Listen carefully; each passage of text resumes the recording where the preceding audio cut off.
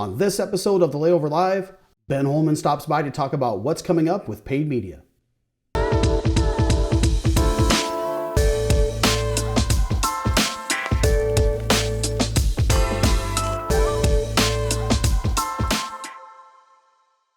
Hello everyone and welcome to episode 191 of the Layover Live. I'm Jason Swick, VP of Strategy and Insights here at Simpleview, and thank you once again for taking time out of your busy day to join us on this remote edition of the Layover. We really do appreciate it. Now, PPC has absolutely exploded this year. In fact, according to eMarketer, media advertising is expected to reach $240 billion this year alone, and it's even expected to reach $300 billion by 2025, making up nearly 3/4 of all media spending. Paid search alone accounts for more than 40% of that total, which is just an absolutely incredible number in and of itself, and something that every DMO should already be leveraging, and many of you already are, as we're seeing dollars pour into this space, resulting in substantial traffic growth increases this year across the industry, which is something that we track here at Simpleview. Now, PPC is up 52% year to date over 2021, accounting for more than 59 million sessions so far, and we still have 2 months to go. Now, with PPC average cost per clicks nearly double what they were just a few short years ago, it's more important than ever to make sure that you are aware of everything that is happening in this space. And to discuss this in even more detail, I'm joined by my friend, once again, lead digital media analyst, Ben Holman. So Ben, welcome back to the show. Yeah, of course. Happy to be here.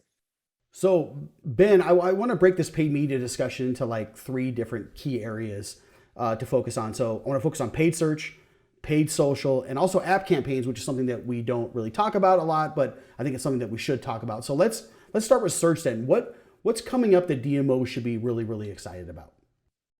Yeah, there's a couple new features and betas we can talk about with paid search and other campaigns on Google.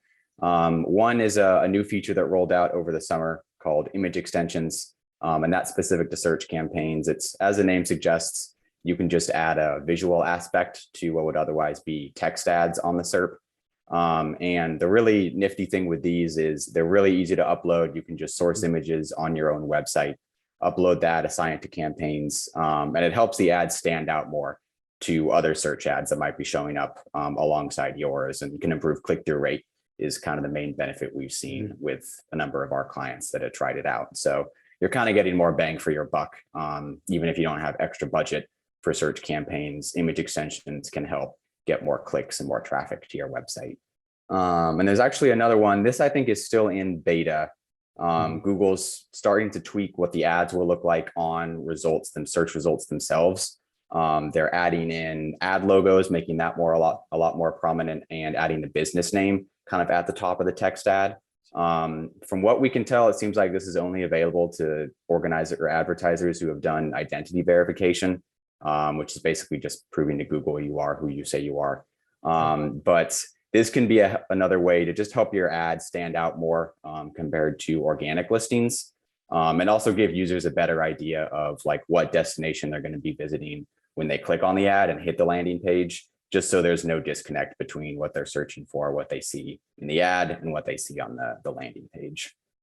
And then one other campaign type, this is more of a combination of many of Google's campaigns. It's a new campaign format called Performance Max. And this essentially rolls all of Google's campaign types, video, display, search, into one, and it will serve ads across their entire ecosystem. And the powerful thing here is it really leans on Google's machine learning and smart bidding. So with that, you can select a handful of conversions you want to get from these campaigns, say people requesting your visitor guide, viewing the digital guide online, or completing a partner referral. And then Google will go out and show these ads across all of their ecosystem to users who they think are most likely to convert. The campaign setup is also really easy. They make it very streamlined. You just upload the collateral, images, text, videos in some cases, and then Google will kind of mix and match those, A/B test across all those various placements, and figure out A, where they think those people are, and then B, what combinations look the best. So it's actually pretty easy to set up. It's, I think, really a good sell for a DMO if they're kind of stretched thin on time to set up their marketing campaigns. Instead of having multiple ones across each channel that you're managing, this can roll everything into one. So it makes it easier to manage and easier to do the ad creation as well. And then the last one, this is actually more catered towards kind of the partners in your destination. Google is rolling out more features for them to kind of show ticket information or booking information, either in Google Maps or the SERP if people are searching for specific attractions and tours. So it makes it easier for people to book, say a tour, like a boat tour in a destination or in a kind of a walking tour or something like that. And this, I think, it just, again, can kind of lean on the importance of partners having a strong online presence. So, you as a DMO can kind of remind them the extra business they can get through having an up-to-date Google business profile or having a strong website.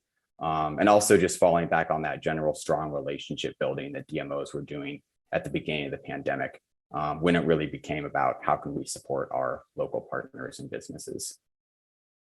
Yeah, could not agree with you more, Ben, on that. I think first off, you mentioned image extensions. I think that's a natural progression. We've seen the use of that in paid social for a long time. I think DMOs really can benefit from that, similar to video. There's no really great way to market a destination better than using imagery, whether that's through videos or through image extensions. So absolutely something that someone should be doing. And then second, you had mentioned Performance Max, which is interesting, as it's something you should talk with your agency about, because it's a way to be able to load collateral, headlines, and text into Google and then leverage AI and machine learning to be able to let Google find your audience based on who you're trying to look for. So super, super good stuff there, Ben. So thank you for sharing that. So let's move into the second part now, Ben, which is paid social, which can be absolutely one of the most effective channels out there, as it offers just an array of targeting options, even with all the privacy updates that have been made of recent and the effects that it's had on platforms like Instagram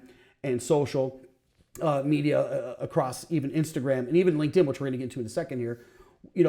What are you seeing there on the social media side of things that DMOs should be looking forward to moving into 2023? Yeah, I wanted to talk a little bit about LinkedIn, because I think that's still, it's very useful for the meetings and sports planning space. Obviously, it is a little bit more expensive than something like Facebook. But they have an ad type they've rolled out recently that really aligns with if you have like a digital meeting planner guide or like a venue kind of one-sheeter. They're called document ads, and they're kind of similar to lead form ads if you've tried those out on Facebook, where users are able to get that content directly in the newsfeed rather than clicking to a landing page and then filling out a form or clicking on an external link. So it just makes it a lot easier for users to get access to that content. You still have the option when you set these up to make it gated or not. So if you want to collect an email address or a name, what DMO or what organization they work with, you can still require that to be filled out. And that allows you to get some first party data that you can then remarket to, use in a matched audience on LinkedIn. But one of the cool features of these ads is beyond just serving up that PDF to people in the newsfeed, it will then show some reporting on how much of that content people actually scrolled through. So you're going beyond just simple PDF downloads. You can see once someone filled out that form in the ad, saw that pop up in their newsfeed, how far did they scroll through? How deeply were they engaging with that one sheeter or with the meeting guide that you have for your destination?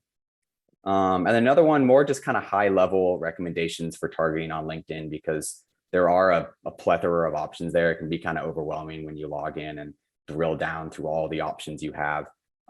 So just wanted to highlight some of the main ones we see success with. Those tend to be professional groups, the job skills targeting, and then specific job positions. And you can get pretty detailed with these if you want to go after just meeting planners or executives. I would really encourage everyone to just, try it out. You don't really know until you test it out, and maybe have like 2 or 3 campaigns. Each one could use one of those kind of targeting options, and then see what works, move budgets around, and kind of optimize accordingly. But really with LinkedIn, you got to just go in and start to test it out, see what targeting works for you, what gets the best results. And I think those are a couple of good starting points. Yeah, absolutely. So Ben, that's really, really, really good stuff on the LinkedIn side. Is there anything else that you want to share on the social realm that is worth letting DMOs know about? Yeah, there is more and more functionality around LinkedIn's matched audiences. Mm-hmm. So kind of similar to Facebook, if you have like an audience of contacts, people that have reached out to your DMO, you can upload that to LinkedIn and it will create a lookalike audience, users who think LinkedIn thinks are similar to those in your audience. That can be another useful way to target people who you might not get through some of that targeting I mentioned earlier, related specifically to job positions or skills. And then there's also just general remarketing that you can do. So once you have LinkedIn's pixel on your site, you're able to get an audience of people who have visited your website or specific meetings content, and just using that to re-engage with users, because with those planners, you'll want to have a lot of touch points with them as they're going through that planning process, rather than just relying on a single prospecting ad. Yeah, now, as I mentioned, LinkedIn, and I'm glad you got into that too. We talk often about paid social. We talk about, Facebook a lot. We talk about Instagram a lot. TikTok's certainly been top of mind as that platform is just absolutely exploding. But thinking about LinkedIn, it's such a great place for meeting planners to be able to go find those audiences, right?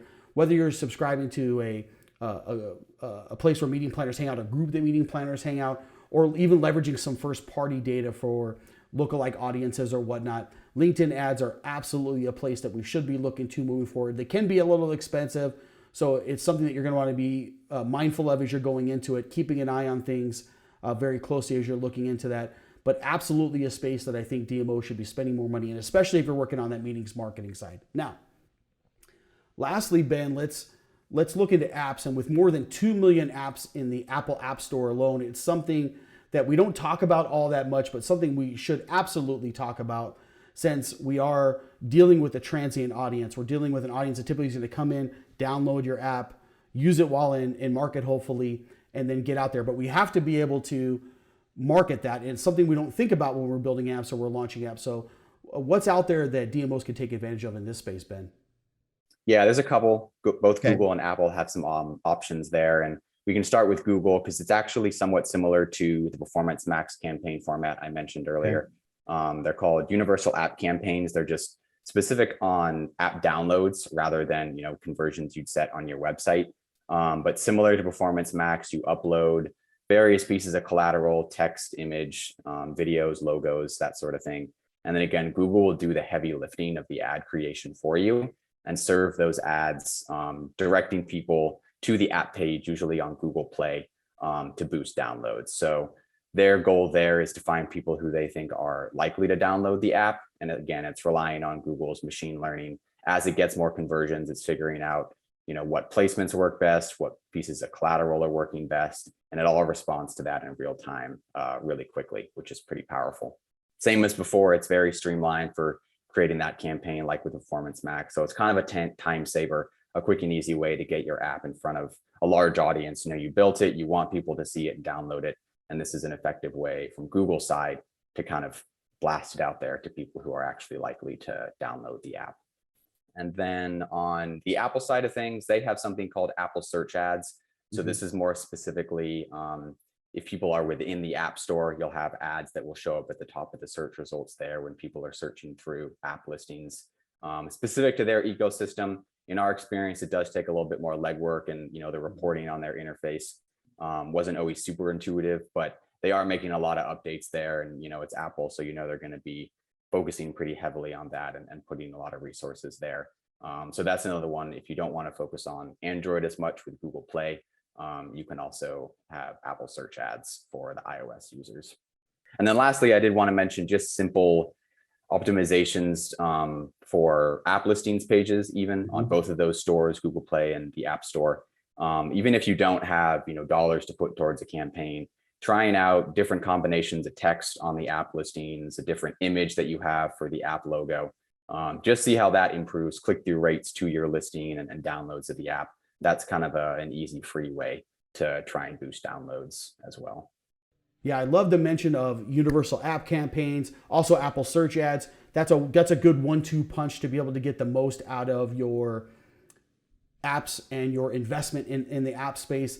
It kind of reminds me of digital marketing a while back, when we would just build websites and we wouldn't give a whole lot of thought to maybe doing SEO or doing paid search. We found out very quickly as the space got competitive that strategy wasn't going to work. And it's the same with apps. Because it's such a competitive space, because there's so much happening, there's so much distraction out there, you have to find ways to promote it.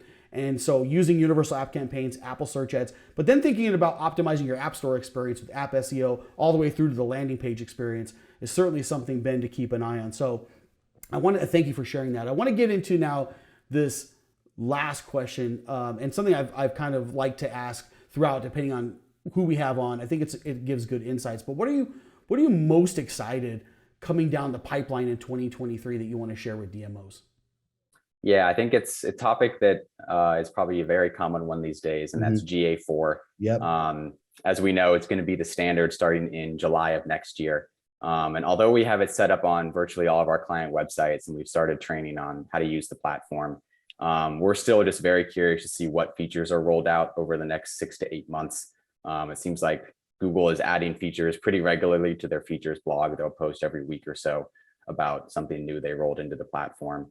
So just getting up to speed there, getting familiar with the platform, because it is laid out very differently from universal analytics that we're also used to. If you go into GA4 thinking you can find a specific piece of information, you do kind of have to change how you think, how you might approach getting there. On the paid side, I think what I'm most kind of honed in on is just getting conversions all squared away.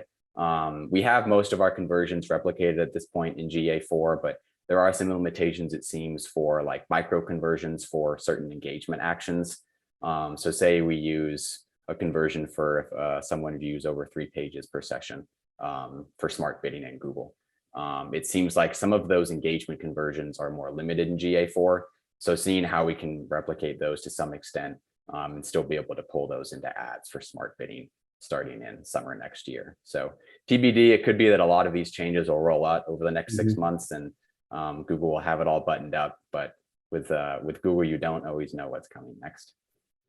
Yeah, GA4 is certainly something that's been top of mind, Ben. It's something that's going to keep evolving now as they look at sunsetting universal analytics in the summertime of 23. They've already kicked back Google Analytics 360 to 24.